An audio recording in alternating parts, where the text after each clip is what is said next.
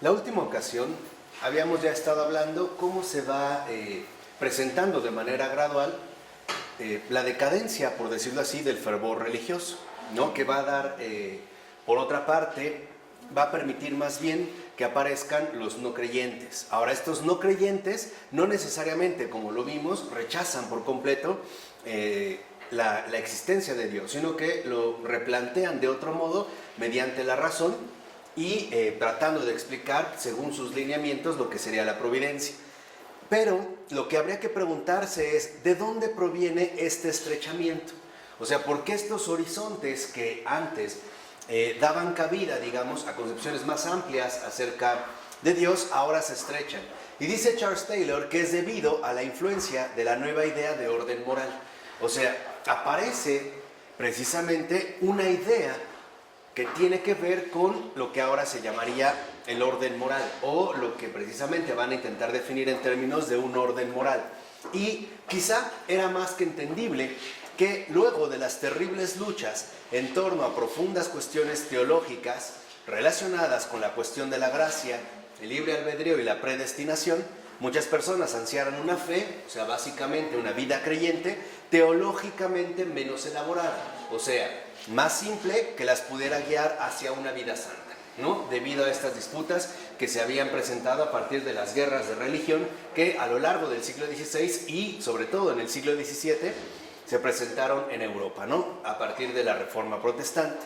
Dice, pero lo que resulta significativo es que el ansia de una vida santa se redujera a ser considerada como una llamada a centrarse en la moral, y la moral, a su vez, en una mera cuestión de conducta.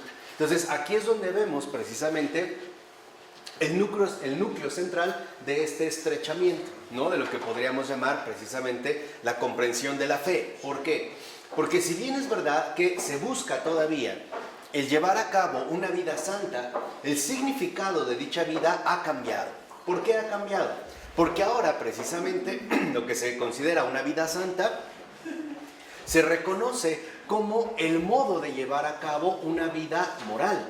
O sea, ya se va a centrar de plano en la moral. Y a su vez, la moral va a ser entendida en términos de conducta, ¿no? Vamos a decirlo así, todo lo que tuviera que ver con cuestiones dogmáticas o de misterio o de situaciones simple y sencillamente más amplias quedan descartadas para reducirse de manera prácticamente exclusiva a la cuestión del comportamiento y por lo tanto a las reglas que fuera dictando o que fuera en este caso proponiendo la moral. Entonces, ¿qué sucede en este caso? Que no es extraño, por ejemplo, que el pecado se ha visto cada vez menos como un estado del que necesitamos ser rescatados mediante cierta transformación de nuestro ser. Esto involucra que también la propia noción de pecado se va alterando. Ya no se ve, por ejemplo, como un estado del que necesariamente tendríamos que ser rescatados, precisamente a través de la intervención de la gracia, ¿no? Que daría como resultado la transformación de nuestro ser, sino que el pecado se empieza a ver cada vez más como un comportamiento incorrecto, al que debemos darle la espalda a fuerza de persuasión, entrenamiento y disciplina. Entonces, lo que vemos es que la cuestión de la fe empieza a dirigirse cada vez más hacia el ámbito de la moral, al grado de que quedará centrada precisamente en el llamado orden moral, ¿no? Y vemos cómo, por ejemplo, en esta cuestión, la noción de pecado quedará reducida a un comportamiento incorrecto, el cual ya no necesita de la intervención de la gracia para poder superarlo, sino de seguir, digamos, las reglas que este nuevo orden moral sugiere. Por ejemplo, la persuasión, el entrenamiento y básicamente la disciplina. ¿Qué sucede entonces? ¿Qué es lo más importante? Que la religión se reduce a moralismo. Y esto es todavía una situación que hoy no logramos superar, ¿no? Seguimos en esta línea donde la religión se ha reducido precisamente a mero moralismo. O sea, ¿qué significa de fondo que la religión se haya reducido a moralismo? Que la fe, en este caso, se entiende ante todo como una conducta correcta. Por ejemplo, hoy hay personas que se dicen devotas o religiosas y que se esmeran precisamente en que el comportamiento o la conducta de ellos y de la gente que los rodea, en tanto creyentes, sea moralmente impecable. Por ejemplo, es el moralismo de los que se espantan al escuchar una grosería. O el moralismo de aquellos que reaccionan, ¿no?, con asombro ante situaciones de la vida contemporánea, como a lo mejor ver a dos personas del mismo sexo dándose un beso o cosas por el estilo. Ahora, ¿qué es aquí lo grave? Que entonces se ha sacado de raíz a la experiencia de fe de su terreno auténtico. Es como decir que se trasplantó la fe del misterio, o sea, la fe de esta dimensión sobrenatural, a una dimensión humanamente accesible que precisamente podríamos llamar moral. Entonces, ojo con esto, porque ya le hemos dicho en varias ocasiones, y ahorita lo volvemos a reiterar, que la religión, ¿no?, en general, y estamos hablando en este caso del cristianismo, no es moralismo. La religión no busca darnos patrones morales para un cambio de vida. No es eso. El cristianismo no es moral. El cristianismo es misterio.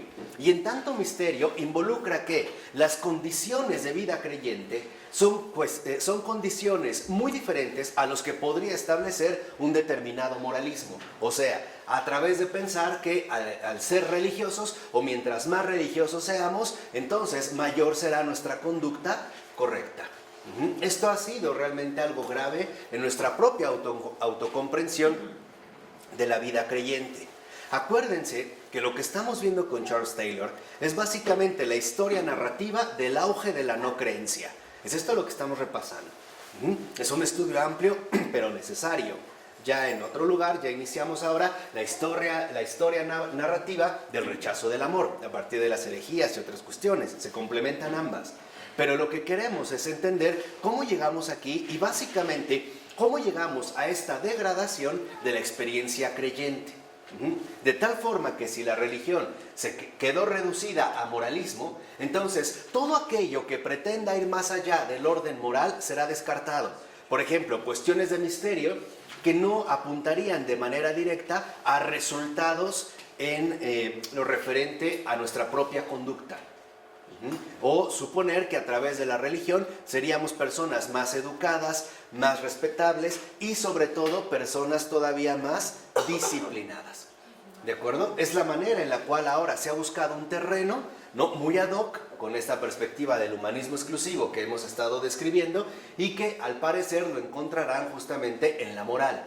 Al grado de que hoy vemos cómo se pueden dar muchas celebraciones litúrgicas cargadas de formalismo.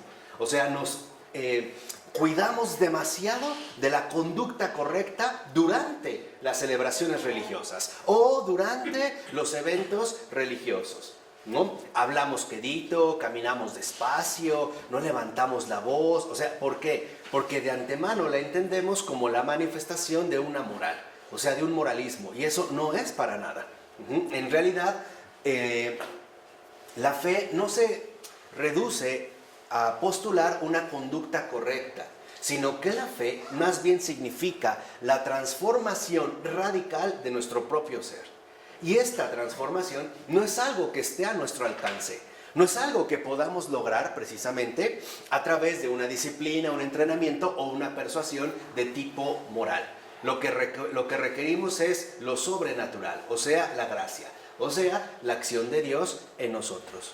¿Vale? Entonces, a su vez, fíjense, este tipo de moral era presentada en términos de la noción moderna de orden, en la que nuestros propósitos se coordinan con nuestro beneficio mutuo. ¿Se acuerdan que habíamos hablado de Rousseau? ¿No? Entonces, ¿en qué consiste esta coordinación? En que el amor a uno mismo y a lo social era en última instancia una misma cosa.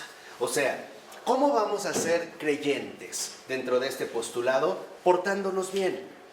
O sea, portándonos bien en términos morales. O sea, asumiendo una conducta correcta, ¿no? Por ejemplo, fíjense, afirmaba Tillotson.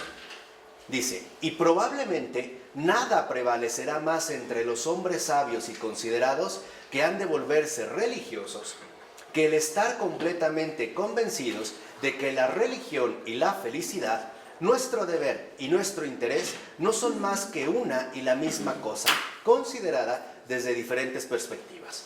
O sea, a partir de la moral, precisamente, se puede establecer este tipo de conjunción. Ahora pensamos, que el vivir la religión y por lo tanto vivir la felicidad involucra que han quedado coordinados nuestro deber y precisamente el fomento de nuestro beneficio, o sea, nuestro interés.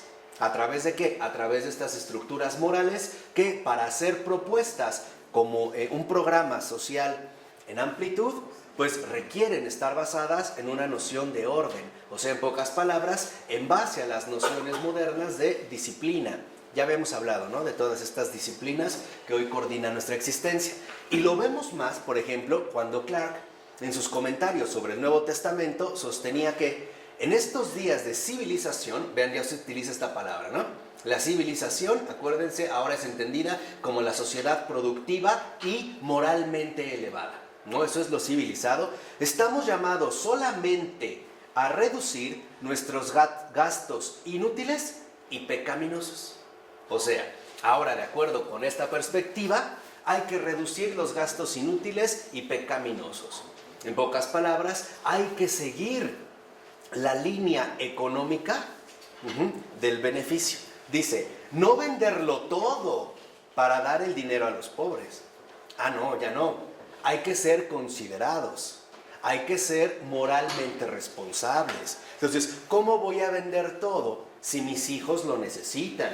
No me puedo desprender de todo porque en efecto este todo forma parte del bienestar común a partir del cual todos nos vamos enriqueciendo, ¿no? A diferencia de lo que decía Jesús, ¿no? Ve y vende todo. Aquí dice, no tienes que venderlo todo, fíjense, sino ser generosos a partir de las obras de nuestra abundancia. Esta es una línea bien protestante. Lo que dicen en esta línea bien protestante es que hay que ser productivos y económicamente exitosos.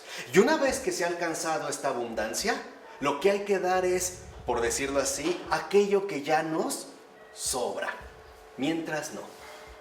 Mientras no. No podemos venderlo todo para dar a los pobres. No, solamente ser generosos a partir de las obras de nuestra abundancia. Por ejemplo, si ya te sobra, entonces darás. Mientras no. Ni te tienes que deshacer de todo lo tuyo para darlo a los pobres. Solamente te tienes que volver, por así decirlo, moralmente ordenado. O sea, ahorrativo. ¿Vamos? Esto es protestante, ¿eh? Esto no viene del buen espíritu. Esto no es de la católica, ¿eh? Es del mal espíritu. Exactamente. Pero vea que un planteamiento tan interesante. Porque hoy es justamente de lo que mucha gente está convencida, ¿no? Así opera. Exactamente. ¿Por qué no ayudas? Pues no tengo. Claro, porque ese es su modo de operación. Además, incluso si llego a ayudar, sería un mal padre porque estoy comprometiendo el bienestar de mis propios hijos. O sea, en pocas palabras, no me voy a quitar el pan de la boca para dárselo a los demás. Si me sobra el pan, entonces daré. Mientras no. O sea, lo único que damos son sobras. Y a esto le llamamos generosidad. Que de hecho es el tipo de generosidad que el Papa Francisco, con toda razón, ha rechazado tanto. ¿Vale? Esta es en una primera línea. Segunda, dice, fíjense en la misma línea, dice, no hay que menoscabar nuestras vidas. No, o sea, no hay por qué sacrificarse, no. Ni siquiera tenemos que renunciar a los confortables goces de la vida. No, pásatela bien. Es lo que Dios quiere de nosotros, que seamos productivos, que vivamos en la abundancia, que fomentemos el enriquecimiento, que demos de lo que nos sobra. Y lo único que tenemos que hacer es renunciar a los estériles y sobre todo poco razonables placeres del pecado. O sea, ¿por qué, por ejemplo, ahora se rechaza el pecado? Por ser algo poco razonable. Y en realidad, y ojo, aquí está el truco.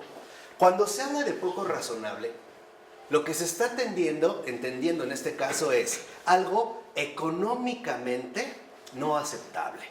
Por ejemplo, ¿por qué no me voy a ir a los poco razonables placeres del pecado? Porque entonces esto contribuiría al malestar de mi economía y por lo tanto a no fomentar mi propia postura moral. No sé si me explico. Sí, es como las prostitutas. Claro, no, ¿cómo? ¿Cómo? Pero en realidad no es porque sea malo. Es porque económicamente no es conveniente. Claro, no sería algo, no es una buena inversión. No es por la concupiscencia. No. es, vamos a decirlo así, por el perfil económico-administrativo de la vida santa. Estos son los hijos de Dios. Estos son los hijos de Dios, ¿no? Entonces, así pues, a través de la razón, podía esperarse llegar a definir un núcleo compacto de fe incuestionable, o sea, ajustada bien a la razón, que debilitara tanto la superstición como el fanatismo. Entonces, esto por supuesto que es muchísimo más racional para un hombre que hablar de las exigencias del misterio, o sea, de las exigencias propias de la fe. Por eso, a partir de aquí, por ejemplo, los fondos de inversión y sobre todo los ahorros familiares adquirirán una enorme ganancia. De tal manera que se empezará, por ejemplo, a pensar que debo de heredarles algo a mis hijos. De ahí viene también la cuestión de la herencia. Y mientras más haya acumulado, entonces mayor será el beneficio que yo también les puedo transmitir. Estos son los nuevos hijos de Dios. Aquí están, ¿no? Los hijos de Dios, protestantes del orden moral. Entonces, de aquí que en la primera etapa del periodo moderno hubiera un profuso desarrollo de diversas prácticas devotas. Por ejemplo, en este sentido, ¿no? En tanto continuación del florecimiento de la religión interior y que de hecho marca ya el fin de la Edad Media, San Ignacio de Loyola, por ejemplo, ¿no? Sacó provecho de la disciplina. Sí, pero de la disciplina bien entendida. Sacó provecho del método, sí, pero del método bien aplicado. Y también de la nueva noción de la agencia humana, sí, pero bien orientada, dándoles la forma de ejercicios espirituales destinados más bien a abrirnos a Dios. Entonces aquí, si hemos entendido el contexto, como espero que haya quedado claro, podemos también entender un poco más la verdadera relevancia y trascendencia de San Ignacio de Loyola, mi santo padre Ignacio de Loyola, este dulce y severo padre. ¿Qué es lo que hace Ignacio? Reinvertir la tendencia dominante de ese contexto que la Reforma ha ido imponiendo cada vez más. ¿Hacia dónde nos conduce la Reforma? No a abrirnos a Dios, a cerrarnos a Dios. ¿Qué hace San Ignacio? Recordarnos que no se trata de cerrarnos a Dios, se trata de abrirnos cada vez más a Dios. Y este modo de hacerlo se puede hacer a través de la disciplina, sí, pero bien entendida, de un método, sí, pero bien aplicado, y de una nueva noción de la agencia humana, el ser humano, sí, pero bien orientado. Entonces, esto supone y al mismo tiempo intensifica un alto grado de reflexión acerca de la propia orientación, o sea, hacia dónde me dirijo. ¿Qué es lo que realmente se va a obtener de aquí? O, como a mí me gusta plantearlo, decir, bueno, ¿a costa de qué? Por ejemplo, privar a mi hija de un cumpleaños infantil. Sí, pero ¿a costa de qué? O sea, ¿cuáles van a ser los costos que humanamente habría que cubrir en base a las privaciones, etcétera? Eso es lo que tendríamos que plantearnos. También una conciencia de la distracción y el ensimismamiento que predomina actualmente para establecer formas de alimentar la dedicación y el amor, sacándonos de allí. O sea, en pocas palabras, ¿por qué San Ignacio es tan importante dentro incluso de esta continuidad de cultura? Porque San Ignacio, en un sentido profundo, es el gran combatiente del ensimismamiento. San Ignacio comprende perfectamente bien que el espíritu protestante nos lleva a quedar enclaustrados en nosotros mismos. ¿Por qué? Porque ahora a la vida de fe le aplicamos los criterios que humanamente nos son mucho más cercanos. Por ejemplo, ¿no? Los criterios económicos, los criterios de la disciplina o los criterios de la conducta y el comportamiento moral. Y San Ignacio lo que hace es recordarnos que en realidad la fe posee una dimensión muchísimo mayor que lo que aquí precisamente se está proponiendo, o se está en este sentido como postulando. Por eso San Ignacio va a ser como el capitán del movimiento de contrarreforma. Y entendamos, la contrarreforma no se trata de que es un conflicto o una respuesta a un nivel enteramente social ante las condiciones que ha venido imponiendo ¿no? El régimen protestante. No, en realidad la contrarreforma es la recuperación de la dimensión espiritual que está siendo cada vez más sofocada por la reforma protestante. ¿Sí me explico? Y esto nos permite entender muchos otros casos. Por ejemplo, el humanismo devoto de la Francia de principios del siglo XVII, que va explorando las formas para lograr el amor a Dios sin por ello caer en la trampa del ensimismamiento. ¿Quién sobresale a este respecto? San Francisco de Sales. San Francisco de Sales, precisamente, también en su tratado del amor a Dios, reconoce en la oración y la devoción el modo de poder lograrlo. O sea, de cierta manera, ¿no? Un San Ignacio de Loyola, un San Felipe Neri, ¿no? Un San Francisco de Sales, en este sentido, lo que buscan es rescatarnos de la trampa del ensimismamiento.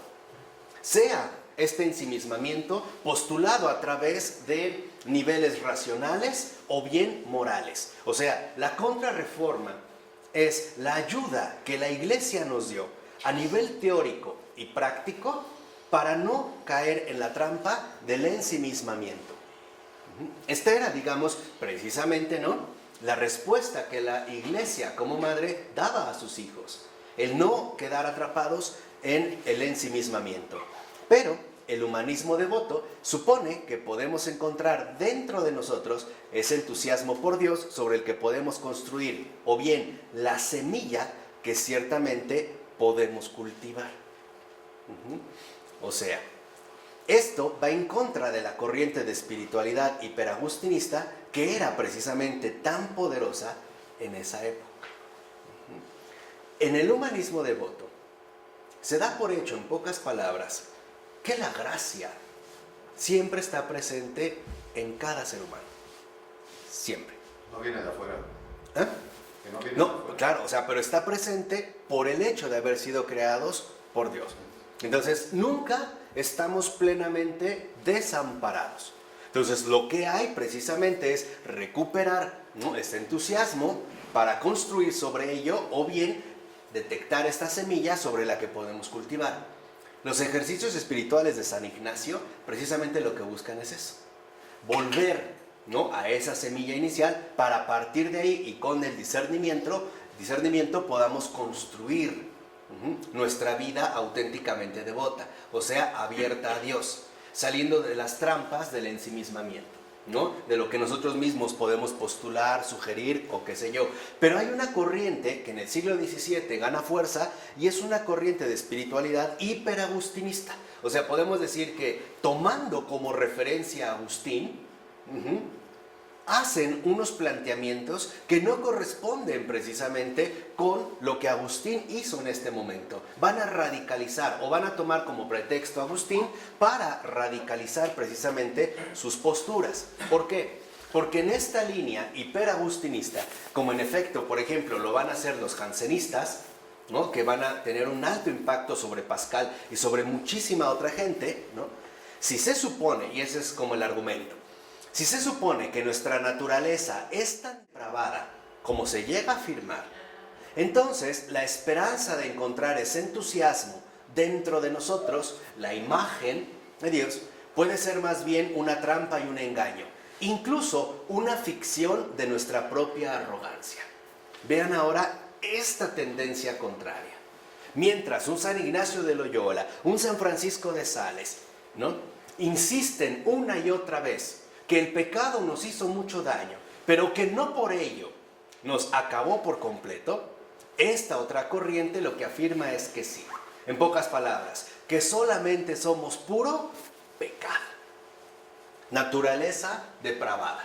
Y que si alguien quisiera afirmar lo contrario, o sea, decir que no, que sí hemos conservado la imagen de Dios en nosotros, que poseemos su gracia, entonces esto sería una trampa y un engaño, y más bien se identificaría en este caso con la arrogancia. ¿Esto qué establece? Pues la distancia que nos separa de Dios. Dios y el hombre, a partir de esta postura, han quedado enteramente ¿qué? Separados. Ya no está este entusiasmo, esta presencia de lo divino en el alma humana. Y por eso no podemos más que entregarnos a su misericordia, pero porque es el último recurso, no con confianza, sino porque en realidad no nos queda ¿qué? De otra, con la esperanza, obviamente siempre tan valiente, de que sane nuestra naturaleza por demás depravada y maltrecha. ¿Cómo se supone que la va a poder sanar y restaurar? Pues a través de la moral. De la moral. A través de la conducta correcta. Entonces, debemos obedecer sus mandamientos desde una distancia marcada por el temor. Y jamás presumir que nos acercamos a Él movidos por el amor. Justo lo contrario de lo que afirmaran tanto San Ignacio de Loyola como San Francisco de Sales. Si lo ven, esto es vital, porque muchas veces, ¿no?, nos da temor acercarnos a Dios porque nos hemos portado mal. O sea, estamos como infectados de jansenismo, de esta línea que no proviene precisamente de la propia iglesia. E incluso llegamos a suponer o afirmar que vivimos en una distancia, en una ruptura total con respecto a Dios. O sea que estoy perdido. Y que la única manera en la que yo me podría relacionar con Él es como una especie de perro vagabundo tembloroso que no sabe más que acercarse con la cola metida entre las patas y esperando en cualquier momento una patada. Esto espiritualmente es enfermizo, Eso no es precisamente lo que constituye la experiencia creyente. No es el temor lo que nos debe acercar al Señor, es el amor. El saber que a pesar de todo, y sea lo que sea, jamás nos ha abandonado. Pero aquí va otra línea. Entonces, este era precisamente el punto de vista que adoptaba la corriente de espiritualidad que llamamos jansenista. O sea, elaborada por Jansenio, ¿no?, que había escrito una obra amplia llamada Agustinus, o sea, Agustín. Y a partir de ahí había desarrollado esta línea, ¿no? Y por ello, precisamente, tenían grandes reservas respecto al humanismo devoto e incluso eran muy críticos con él. O sea, los jansenistas van a ser muy críticos, por ejemplo, con las posturas tanto ignacianas como salesianas. Porque ellos insisten en el amor, mientras que los jansenistas insisten en el temor. Mientras unos insisten en que jamás hemos sido abandonados, para otros, sí, esta distancia es insuperable. Así que solo podemos tener la esperanza de que Dios se apiade de nosotros, pero nunca la certeza. Nunca, en este caso, la seguridad. Entonces, esta corriente jansenista, como interiormente, ¿no?, ha, por decirlo así, destruido la posibilidad de tener o mantener una postura firme en el amor y en la entrega, entonces, ¿en qué se va a basar? Pues en la conducta externa del hombre, tanto moral como ritualmente. Y esto era una de las características de los jansenistas. El hecho de que, por ejemplo, se dirigieran ante todo a una especie de severa austeridad, que se vieran incluso demacrados, que sus modos de hablar o de relacionarse fueran como estrictamente, o mejor dicho, fueran muy estrictos, ¿no? Que se notara este tipo de austeridad. Y no solo en el nivel moral, sino incluso, por ejemplo, a un nivel ritual. De manera vemos que los jansenistas pusieron mucho énfasis en la oración de la iglesia e introdujeron una serie de reformas litúrgicas para exigir un nivel insoportablemente elevado de conducta ética. O sea, en pocas palabras, ¿qué buscaban los jansenistas? Aparecer como los hombres moralmente perfectos. Ahora, la perfección ya no se atribuye a lo espiritual, sino se atribuye al ámbito de la moral. ¿Por qué? Porque como en lo interior han roto cualquier posibilidad de edificación, entonces ahora lo tienen que hacer desde el exterior. Y por eso se van a basar ante todo en la organización exterior y la autodisciplina, que a final de cuentas contribuyó a la atrofia de la vida devota interna, basada en una noción de nuestro vínculo interno con Dios. Y esto es algo que nos sigue perjudicando de una o de otra manera.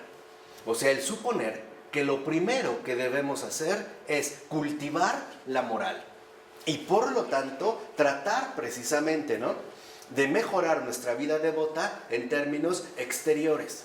O sea, en términos únicamente de comportamiento, pero no de lo que somos. De tal forma que hoy vemos, por mencionar un caso, ¿no? Una persona que durante la celebración litúrgica se porta muy bien, muy correctamente, aunque lleve literalmente una vida completamente desordenada. Ah, pero ahí no hay problema. ¿No? Eso es jansenista. O sea, eso es herejía. Eso es lo que quiero que entiendan. Ajá, y eso es lo que se ha ido filtrando. Por ello, no es casual que en efecto muchas sectas protestantes, porque no tienen esta fuente interna enriquecida, van a trabajar muchísimo en la elevación de la conducta ética que los va a caracterizar, sobre todo la organización exterior, la organización humana que manejan y también, por supuesto, el nivel de autodisciplina. ¿Por qué creen que muchos de ellos lo primero que te dicen es, ya no fumo, ya no tomo? Dios te va a pedir cuentas de tu cuerpo, porque para eso te lo dio, ¿no? Ya mi régimen alimenticio ha cambiado. Es más, ya no escucho la misma música, ya no visto de la misma manera. Dios me cambió. No. Dios no los cambió. La moral es lo que los cambió. Siguiendo esta línea, digamos, exterior. Entonces, danos una definición de la espiritualidad auténtica, no moral, la espiritualidad de los santos. La espiritualidad de los santos, ante todo, consiste en una verdadera apertura a la obra de Dios en mi vida. O sea, la verdadera espiritualidad es comunión constante con el misterio. Es discernimiento a la luz de la verdad, de todo aquello que es esencial, de lo que ciertamente resulta secundario. Esta es en verdad la espiritualidad, porque la espiritualidad es compenetración con Dios. Vamos a decirlo así, es verdadera y auténtica compenetración con Jesús. De tal forma que aunque externamente haya muchas cosas que no cambian, internamente todo es distinto, al grado de que esta distinción se manifiesta como la presencia viva de Jesús en un corazón humano. Eso es lo que refleja la santidad. Por ello, muchas veces la moral no es lo primero. Lo primero es el alma. Realmente, ¿con qué se ha comulgado? ¿Cuáles son precisamente, los medios, o los modos, mejor dicho, con los que uno ha entrado en comunión, en este caso, con la verdad? Por ello, nada más, entre paréntesis, a manera de anécdota, a veces Adrien von Speyer, durante una celebración litúrgica, veía a San Ignacio de Loyola, que también era su padre, y algún otro santo platicando. Y donde había partes que los hombres eran muy solemnes, estos vacilaban. Y donde había momentos que deberían los hombres ser solemnes, no le ponían importancia. Y ellos sí. Y esto le llamó la atención. O sea, la espiritualidad consiste en volver de nuevo a lo esencial y poner cada cosa en su respectivo lugar. Por eso es lo que una vez nosotros dijimos. ¿Qué es lo que realmente el Señor quiere? ¿Hombres buenos? No. Quiere hombres santos. Y esto ya lo habíamos explicado en una ocasión. Esta es la diferencia sustancial que nosotros debemos precisamente recuperar. Porque a veces nos obsesionamos mucho, con la manera en la cual se desarrolla nuestro comportamiento exterior. Pero descuidamos las verdaderas intenciones o fuerzas que en el interior de mi corazón están presentes. Por eso, literalmente, la espiritualidad es confrontarse con la verdad y, por lo tanto, dejarse abrazar por el amor. Esa es la espiritualidad. La gente que enfrente al Santísimo no quiere darle la espalda, se pone de rodillas. Ese es moralismo. Es moralismo, ¿no? Ese es el moralismo. ¿Por qué? Porque, por ejemplo, no puedes comulgar con la mano, no puedes hacer no sé qué. ¿Sí? O sea, hay personas, que ante el Santísimo no le dan la espalda, pero salen de la parroquia y ya. O sea, ya Cristo lo dejaron atrás. Claro. Pobre si le dan la espalda. Exacto. Santísimo no. A Jesús nunca se le da la espalda, Hipócritas. Nadie le da la espalda a Cristo. Él siempre va adelante. Por eso nos dice, sígueme. Claro, ahí hay una representación, más bien, ahí hay una presencia bien concreta. Sí, pero lo importante es que yo siempre lo tenga enfrente. No que delante del Santísimo, claro, no hablo, no digo, pero después me olvido de Jesús y entonces ahora sí, maltrato a los demás, no practico la caridad y termino en pocas palabras ofendiendo a mi prójimo. Lo que hacemos un poco es lo que hizo precisamente también el pueblo de Israel cuando Jesús llega el Domingo de Ramos, ¿se acuerdan? Con palmas, ¿no? Bendito el que viene en el nombre del Señor. La misma gente que a los pocos días gritaban, crucifícalo. Esto es lo que hacemos, crucifícalo. Por ejemplo, delante del Santísimo, claro, ¿no? Bendito el que viene en el nombre del Señor y tranquilo, ¿no? Pero salgo a la calle y alguien a lo mejor, no sé, cometió una torpeza que a mí me afectó y entonces empiezo a gritar, crucifícalo. ¿Por qué no se muere? ¿Por qué está vivo? A este le deberían de quitar la licencia. A ese lo deberían de aniquilar. O sea, somos doble cara. Primero sí, bendito el que viene en el nombre del Señor. Y de ahí a los pocos días, crucifícalo, crucifícalo, crucifícalo. Por ejemplo, delante, sí, generosamente, ¿no? Damos nuestras alabanzas, damos nuestro dinero, pero en situaciones concretas, crucifícalo. Por ejemplo, ¿por qué le ayudas? ¿Por qué le das a él? No le des a él, dame a mí, él que trabaja, ese es un huevón, o sea, crucifícalo. Esa es la incoherencia que tenemos. Y es por esto. Porque para nosotros, lo fundamental tendría que ver con la cuestión externa del comportamiento, ¿no?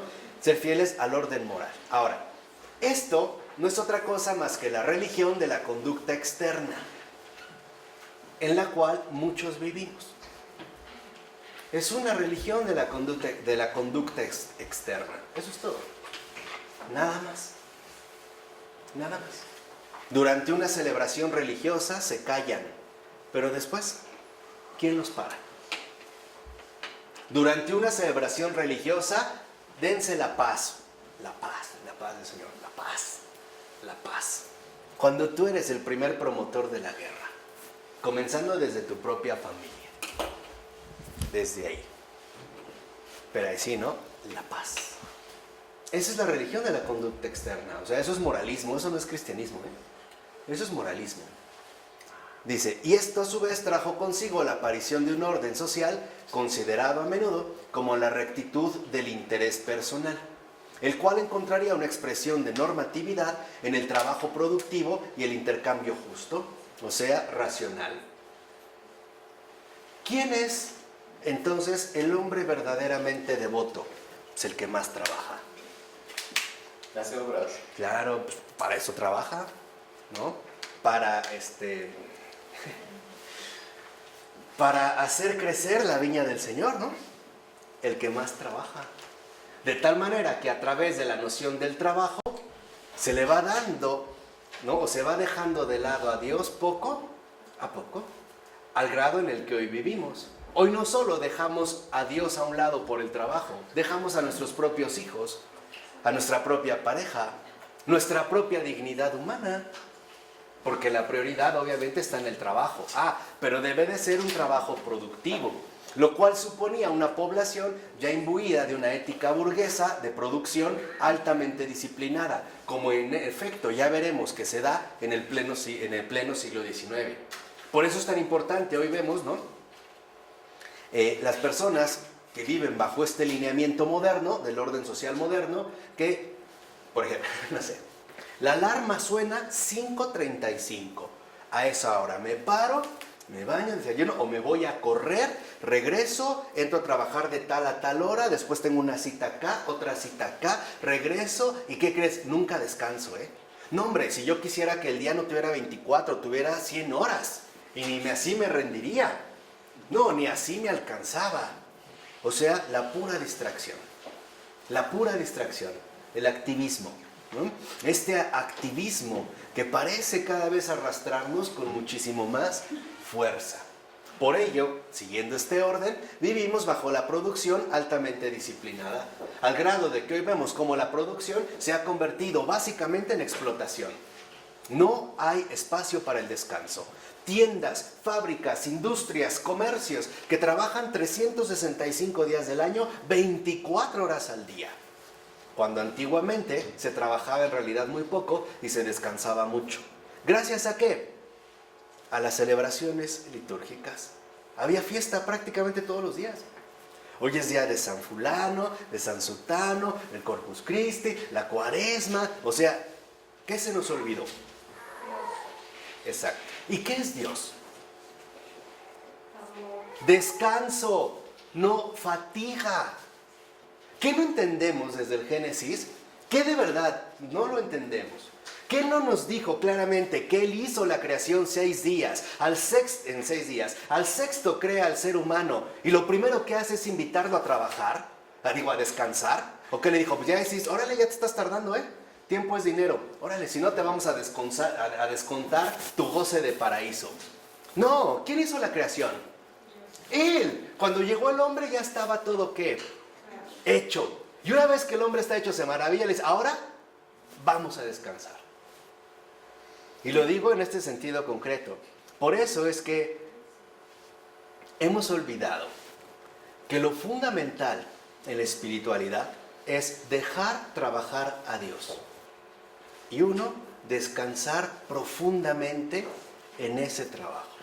Señor, que tu labor sea mi alegría. Pero hoy no. Como somos bien modernos, creemos que todo lo tenemos que hacer por cuenta propia. Que si yo no me esfuerzo, no lo voy a lograr, jamás. Y que si algo quiero, entonces debo de trabajar, ¿qué? Más, y el doble, y el triple, doble horario, tercer horario. Pero ¿qué crees? Nunca es suficiente. Nunca te alcanza. Y solo terminas envejecido, amargado, con gastritis, colitis, estrés y, en pocas palabras, una vida en verdad bien desdichada. Esto es grave, porque es lo que ha venido a moldear precisamente nuestra vida, no solo religiosa, sino en términos generales, humana.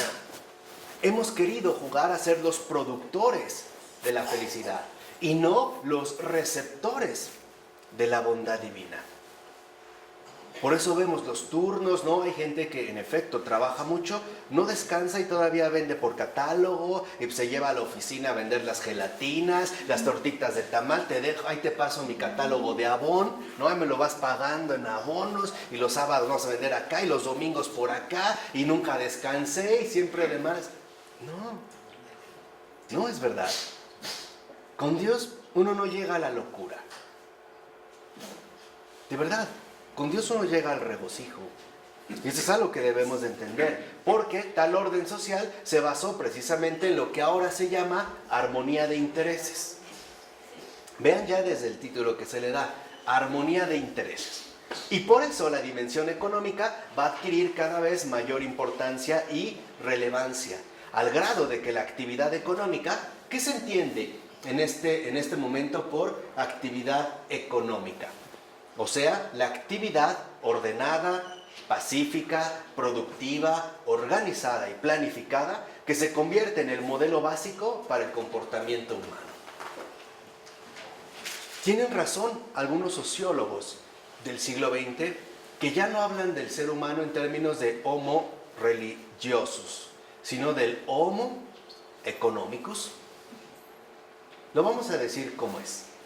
A partir de la instauración de este orden, Dios no es nuestro modelo. Nuestro modelo es el dinero. Nuestro Dios es el dinero.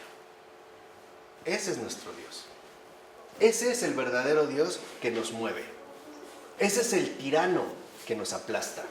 Porque seamos sinceros, el dinero es un pésimo patrón. Nunca te deja plenamente satisfecho y siempre te invita a desgastarte por él sin obtener algo realmente valioso. Un peso es poco, 1,000,000 también. Con el dinero nunca es suficiente. Nunca.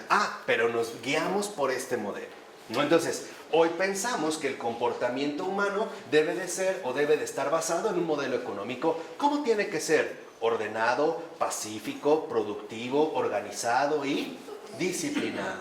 Bienvenida a la cultura de la empresa. Bienvenidas sean las sociedades comerciales, ¿no? Las sociedades productivas, las sociedades corporativas. Por ello es que nuestra vida, literalmente, ¿no?, se ha visto afectada de esta terrible manera. Porque se los vuelvo a repetir, Dios no nos invita al desgaste. Dios nos invita a el descanso. Si nosotros quisiéramos definir, dicho sea de paso, muy brevemente, ¿quién es un santo? Podemos decir que un santo es aquel que ha reconocido y experimentado que Dios es Dios y él hombre, nada más. Ese es un santo. Cosa que aquí no se puede, porque ahora, en pocas palabras, la dinámica que nos mueve es la actividad económica.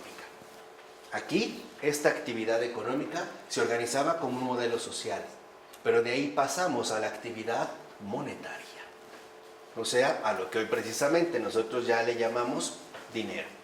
Entonces, la confianza puesta en nuestras humanas facultades para crear este tipo de orden basado en la armonía de intereses hizo que la ayuda y presencia de la gracia pareciera cada vez menos necesaria e importante. Pues claro, ahí empiezan las derivaciones, ¿no? Si lo que necesitamos es producción, trabajo, esfuerzo, proyecto, ¿en qué momento, ¿no?, le damos espacio o cabida a la gracia en nuestras vidas? ¿Ya no? No, ya no. No, ya no. No necesitamos gracia, lo que necesitamos es dinero, ¿no? Con dinerito se construye el conventito, ¿no? No, gracia, ¿para qué, no? Yo he escuchado gente que en estos términos muy modernos dice, a mí que no me den, a mí que me pongan donde hay. ¿No? Es esta línea de la actividad económica, ¿no? A mí que no me den, o sea, yo soy productivo, disciplinado, ordenado, o sea, soy autosuficiente. La gracia no es necesaria, no es importante. Entonces, el supuesto diseño armonioso del sistema económico dejó también poco lugar para el misterio. Pues claro, todo lo que tenemos que saber ya está a la vista. ¿Qué es lo que tenemos ante todo que saber? ¿Cómo hacer dinero? ¿Cómo hacer negocios? Esto es lo vital, esto es lo fundamental. Incluso, fíjense, cualquier intento de trascendernos a nosotros mismos, es decir, cualquier deseo de ir más allá de la bienaventuranza humana ordinaria, o sea, salir del sistema o de este tipo de armonía. ¿Y qué sería en este caso la bienaventuranza humana ordinaria? Tener mi casa, mi coche, mis viajes, mi cuenta de banco, mi cuenta de ahorros, mi tarjeta oro, platinum, todo ello, ¿no? Mi pantalla de 100 pulgadas, etc.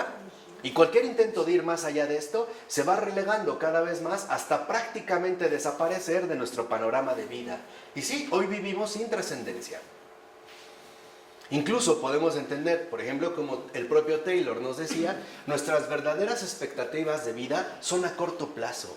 Hay gente que se sentiría realizada si visita las pirámides de Egipto.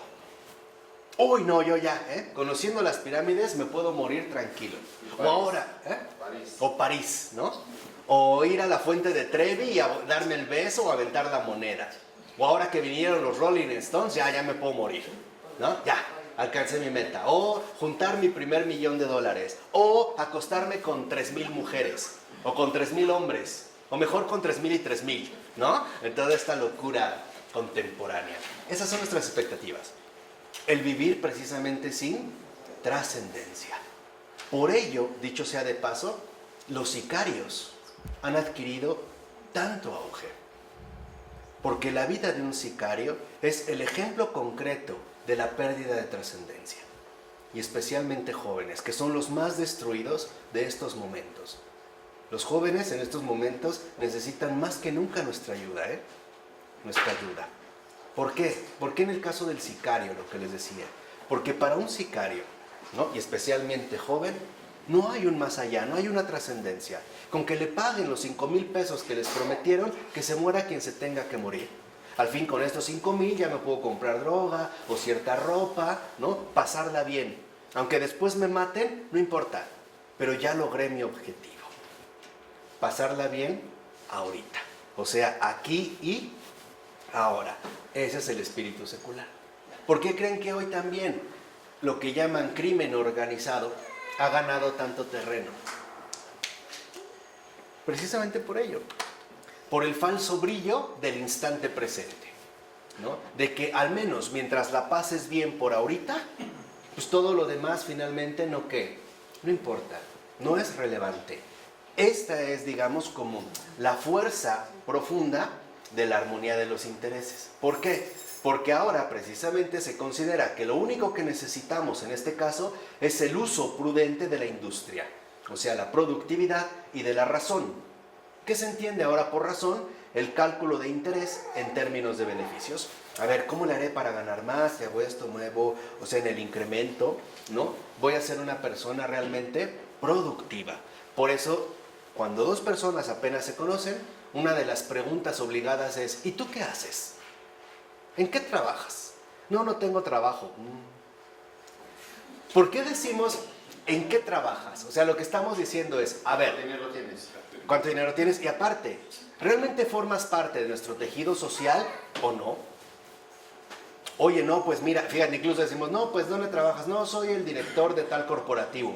Ay, pues échame la mano, ¿no? A ver si da, o mira, tengo un primo, un hermano, a ver si le ayudas. O sea, estamos construyendo sobre esta base. De tal forma que al vivir sin trascendencia, el dinero gana poder, gana mucho terreno.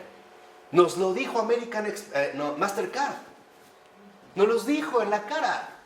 Hay cosas que el dinero no puede comprar.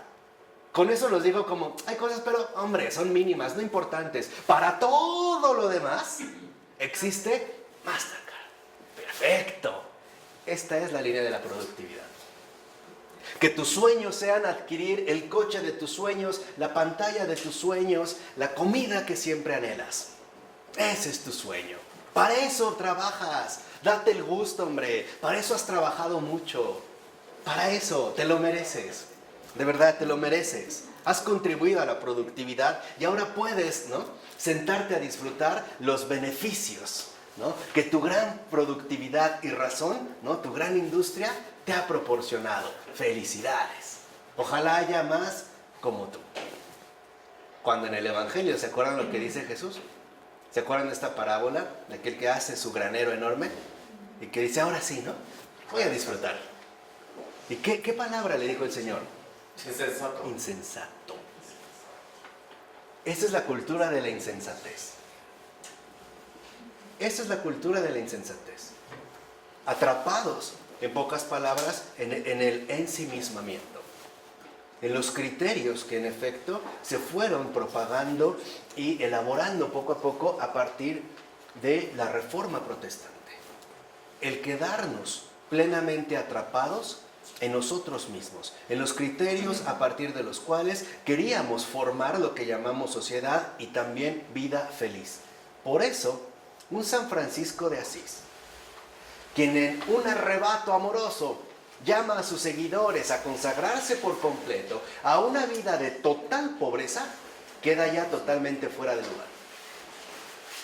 Ya no va a tener cabida. Entonces, un San Francisco de Asís, bajo este modelo, pues es el más tonto de todos los tontos. Totalmente. ¿Por qué? Porque, en todo caso, estos mendicantes no forman parte ya de la fuerza productiva, o sea, industriosa del trabajo y la economía. En pocas palabras, han quedado excluidos de la sociedad. Y hoy esta exclusión no se ha detenido. Por eso incluso mucha gente vive su madurez, vive su ancianidad con angustia, con vergüenza, como si envejecer fuera un grave delito, un error inconcebible, porque uno ya no forma parte de las fuerzas productivas y por lo tanto uno sabe que va a quedar fuera de juego. ¿Cuánta gente no le tiene pero pavor a ser despedida? Porque ¿dónde más la van a contratar a su edad? Cuando solo quieren puras jovencitas. ¿Qué va a ser de mí? Ahí está el orden bajo el que vivimos. No, yo no estoy diciendo que no, pero digo desde dónde viene. Es verdad. Eso es lo que hemos ordenado. ¿Por qué? Porque finalmente, les decía, las exigencias de la fuerza productiva pues son en realidad muy limitadas. Y más hoy que en realidad la fuerza productiva ni siquiera nos da la oportunidad de desarrollar adecuadamente nuestros talentos. Hoy vivimos bajo una constante improvisación de habilidades. Por ejemplo, entramos a un empleo del que no sabíamos nada, medio le fuimos agarrando la onda y ya nos pasamos a otro, que no tiene nada que ver con lo que hicimos en un momento. ¿Y a qué nos dedicamos? A la improvisación. De tal forma que entonces, al ser maestros de la improvisación, no logramos alcanzar una verdadera formación. O sea, hoy no se desarrolla el talento. Este talento se extingue por las exigencias, o mejor dicho, por la presión de la fuerza productiva, el trabajo y la economía, como el modelo a partir del cual se ha querido fundar justamente la sociedad. A mí me parece muy llamativo cómo puedes encontrar un letrero, dice, se solicita persona joven con experiencia. ¿Dónde hay eso? Te dan el real y te piden 5 años de experiencia, 18 con 5 años de experiencia y titulados. O sea, empecé a trabajar en el kinder, ¿no? En la primaria ya me estaba metiendo ahí a la cuestión productiva. No, por eso, ojo. Por eso es que dentro de este orden moral moderno, los que padecen son la mayoría.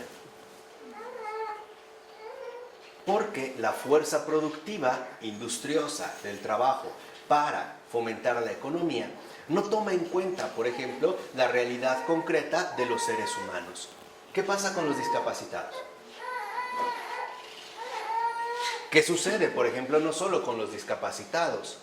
¿Qué sucede con todos aquellos que por ciertas circunstancias de su vida no pueden seguir trabajando? ¿Qué pasa con un albañil que se cayó de un andamio y prácticamente quedó cojo? ¿Dónde encuentra labor? ¿Dónde va a ser recontratado? Qué difícil es hoy, por ejemplo, para una persona mayor de 40 años ir a presentar un currículum, porque de antemano está ya la carga de que su esperanza es nula, de que prácticamente está siendo desplazada por la fuerza productiva. Y además de todo, una fuerza productiva cada vez muchísimo más opresiva, e incluso podemos decir cada vez muchísimo más agresiva, viviendo siempre bajo el temor de la inestabilidad, ¿no? De la no, en este caso, permanencia. Eso es lo que nos está de verdad destruyendo interiormente a todos. En lugar de vivir con dignidad mi vejez, parece que la vivo acomplejado y hasta avergonzado de dar molestias, ¿no? Y hay personas que están, por ejemplo, hospitalizadas y eso es lo que te dicen, híjole, es que no te quiero dar molestias. O sea, no formo parte de este orden, ¿no? Vete a dormir a tu casa, yo aquí me quedo, no, pero mañana tienes que ir a trabajar. O sea, no puedes romper este orden moral. Y esto nos está denigrando, cuidado, porque ya lleva tiempo. Estamos hablando desde el siglo XVII y las cosas, en verdad, no han mejorado. Habría que ser muy ingenuo para darnos cuenta cómo esta dinámica no ha mejorado. Al contrario, se ha vuelto muchísimo más agresiva. Pero bueno, ¿qué pasa entonces, por ejemplo, con un San Francisco de Asís? Que incluso pueden llegar a resultar peligrosos, porque rebajan la moral de las personas productivas al poner en entredicho sus prácticas de vida. O sea, ¿qué pasa realmente con las personas devotas? Son flojos. Y aparte, son un riesgo para el sistema.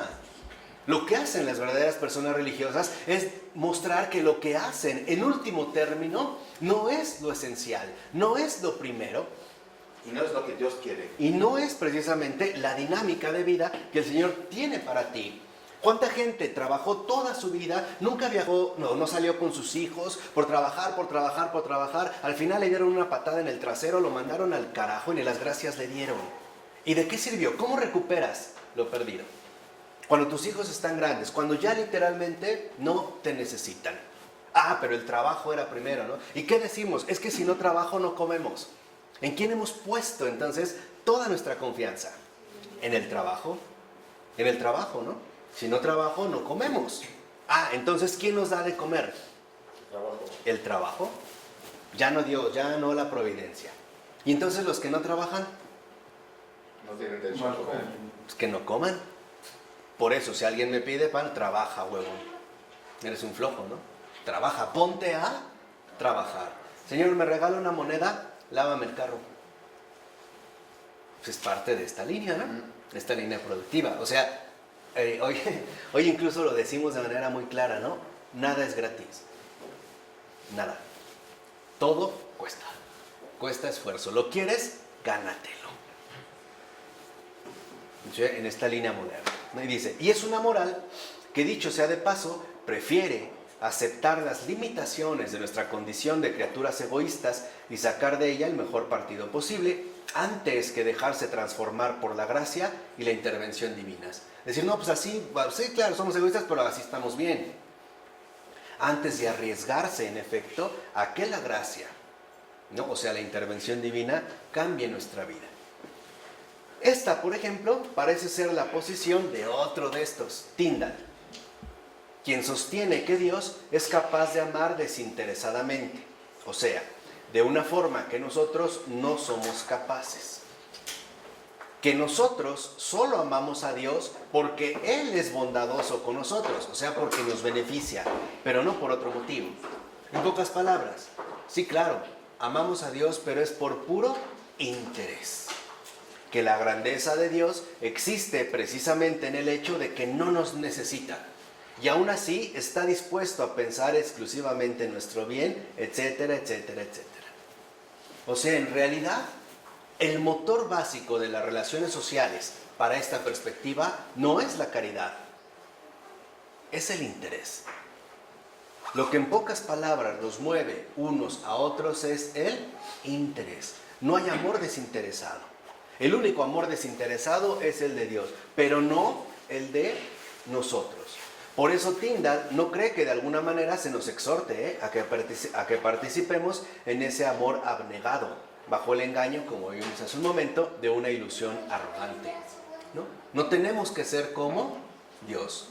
No es esta misma postura. Lo que mucha gente afirma cuando dice, no, que te perdone Dios. O sea, Él sí puede porque Él es Dios. Que te ayude Dios. Yo no. Está más allá de mis, ¿qué? Posibilidades. En lugar de decir, sí, que Dios me ayude para hacerlo, no, que te ayude Él. Yo no. Desde ahí establecimos las distancias. Y, de hecho, este planteamiento tiene un fuerte contacto con la Reforma Protestante, la cual se proponía, entre otras cosas, liberar a los cristianos de todo tipo de falsa presunción. Por eso afirma Tyndall, Dios nos dio cosas temporales de las que gozar. Por tanto, deberíamos sorber su dulce y así con ellas saciar nuestra sed y dejar de ansiar insaciablemente más.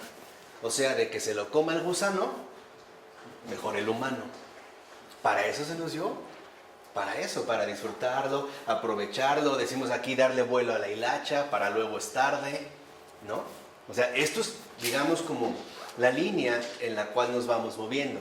Recordemos, por ejemplo, cómo Calvino decía que la libertad de los cristianos no significa tener escrúpulos ante cosas indiferentes. O sea, para Calvino era siempre tener presente que no pasa nada, hombre.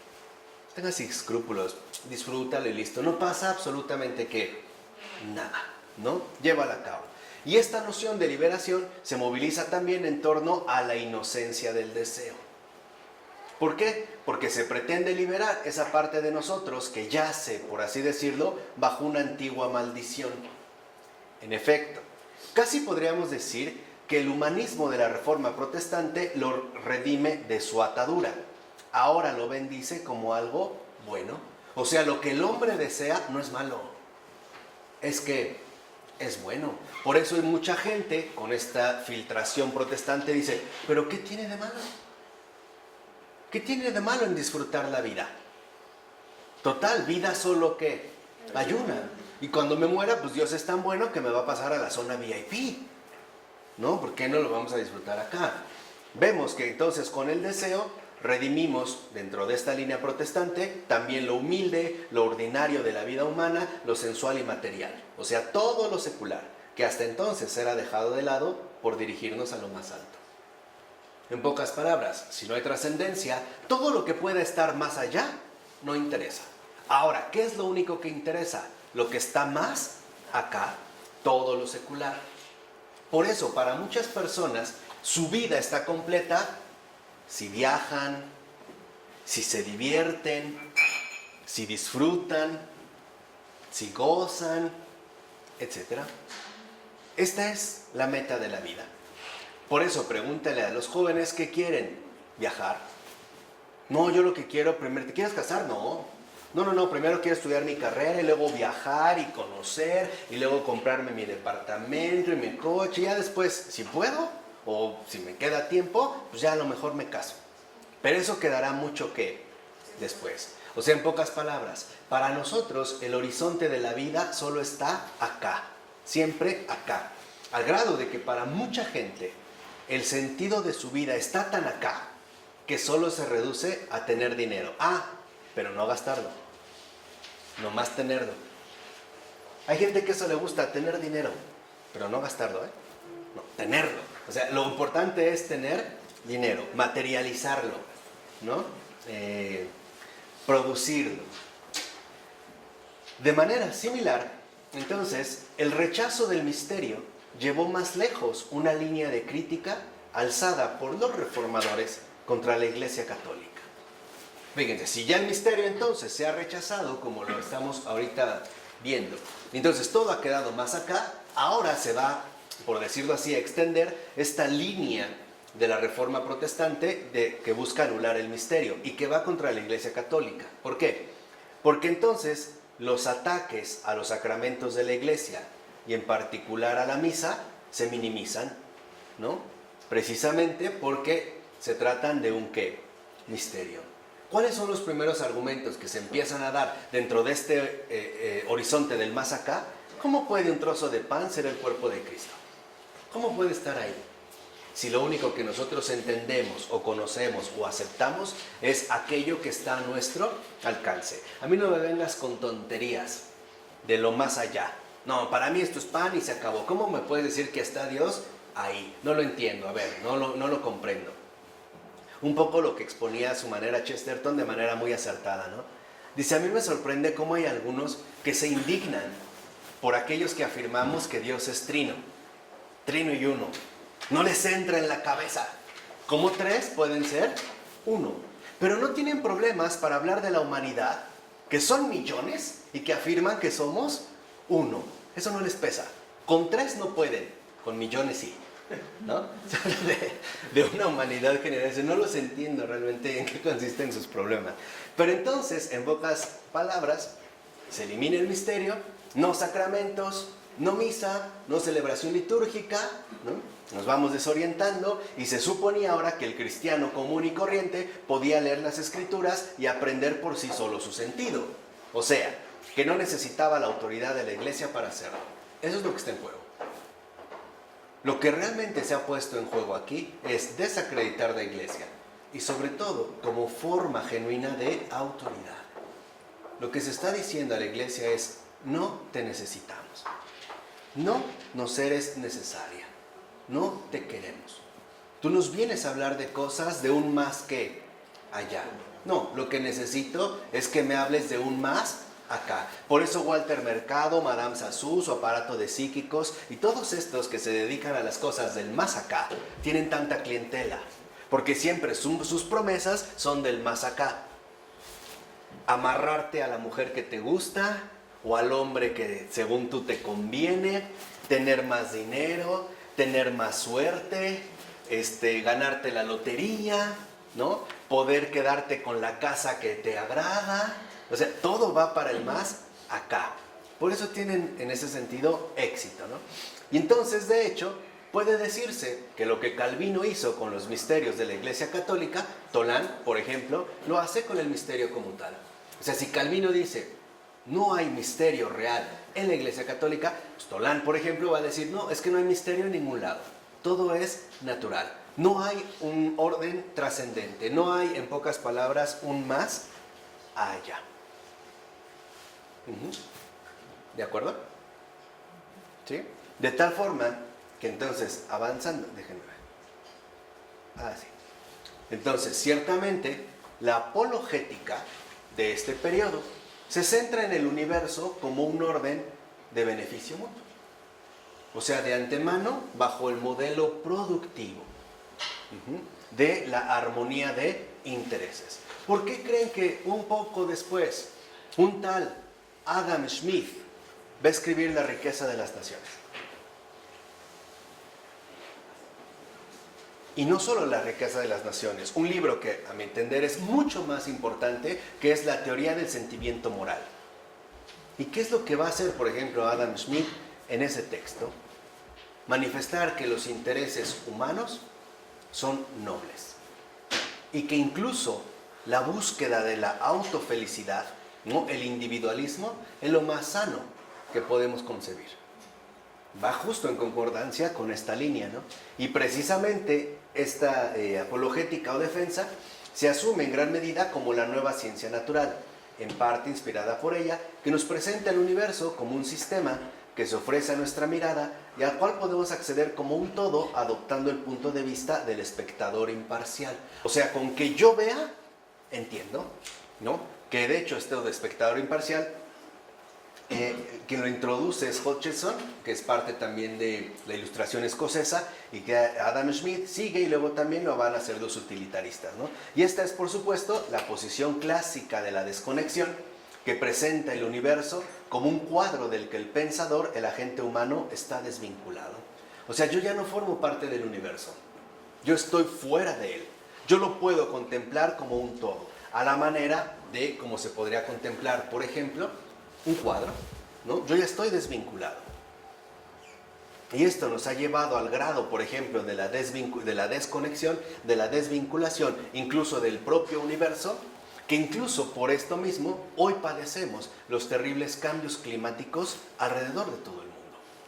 El hecho de suponer que con que yo tomo distancia del universo, pues finalmente no, lo que ahí sucede no tiene que ver conmigo. A mí me interesa el orden productivo. Por eso vimos, ¿no?, cómo ha arrasado este ímpetu productivo con la propia naturaleza, con la creación, decía el Papa Francisco, con nuestra casa común. Nadie se detiene, porque ante todo, no importa las consecuencias que pueda haber, lo fundamental es que la producción no se detenga. O sea, que los intereses económicos no se vean obstaculizados por nada ni por nadie, ¿no? Esta es, digamos, como la forma que se va llevando a cabo esta noción del espectador imparcial, y que, para terminar en esta ocasión, este espectador imparcial, a su vez, ha llegado a formar parte de lo que el Papa Francisco ha llamado la globalización de la indiferencia. Tenemos exactamente la misma actitud. Podemos ver verdaderas tragedias humanas y no inmutarnos en lo más mínimo. Puedo estar viendo la noticia terrible de que mucha gente sufre por las guerras, por el rechazo, por lo que quieran, por los cambios climáticos, y yo seguir comiendo mis tacos como si nada, porque estoy desvinculado. A final de cuentas, pues eso está lejos, ¿no? No tiene que ver conmigo. Y aun cuando pase, pues yo estoy siguiendo mi línea productiva, ¿no?, mi línea individual de enriquecimiento, y entonces lo que sucede en mi entorno no me interesa, no me alcanza. Vivimos bajo esta continua, ¿no?, globalización de la indiferencia, donde la desconexión, que aquí se va describiendo, nos ha vuelto terriblemente, ¿no?, indiferentes ante, en pocas palabras, la vida de nuestros propios hermanos. La podemos ver y, no obstante, no movernos en lo más mínimo. ¿No? Podemos ver cómo una persona, por ejemplo, puede estar viviendo entre el excremento y la peor de las desdichas, y verlo como un espectador imparcial, ¿no? Como que algo está ahí, algo, no es alguien, ya se ha convertido en algo, ya no tiene nombre, ya es el borracho, el drogadicto, el vagabundo, ya se ha despersonalizado. Un poco como lo que Kafka describe, ¿no?, en sus obras, de esta especie de despersonalización a partir del mundo burocrático. Si ustedes leen las novelas de Kafka, pesadas, pero bueno, vale la pena, es un gran escritor. Él termina, ¿no?, hablando de situaciones burocráticas incomprensibles, donde los seres humanos se transforman cada vez más en cosas. El oficinista rutinario que no es más que un estante o un archivero más dentro de un conjunto de muebles impersonales. Por eso para Kafka el entorno, lo que describe, ¿no?, esta línea hacia la cual se va a dirigir ya la madurez del siglo XX y el siglo XXI, se vive bajo una atmósfera gris, ¿no? Es como grisáceo. El hombre que ya no se distingue, o el jefe que no distingue de su trabajador de la mesa en la que está. Ya no. El alguien escasea. Solo aparece cada vez más el algo. O sea, la producción de mercancías, la producción de cosas. Y por lo tanto, la desaparición cada vez más drástica de la propia dignidad humana. ¿Vale? Vamos a dejarle hasta aquí para continuar la siguiente. En nombre del Padre, del Hijo, del Espíritu Santo. Amén.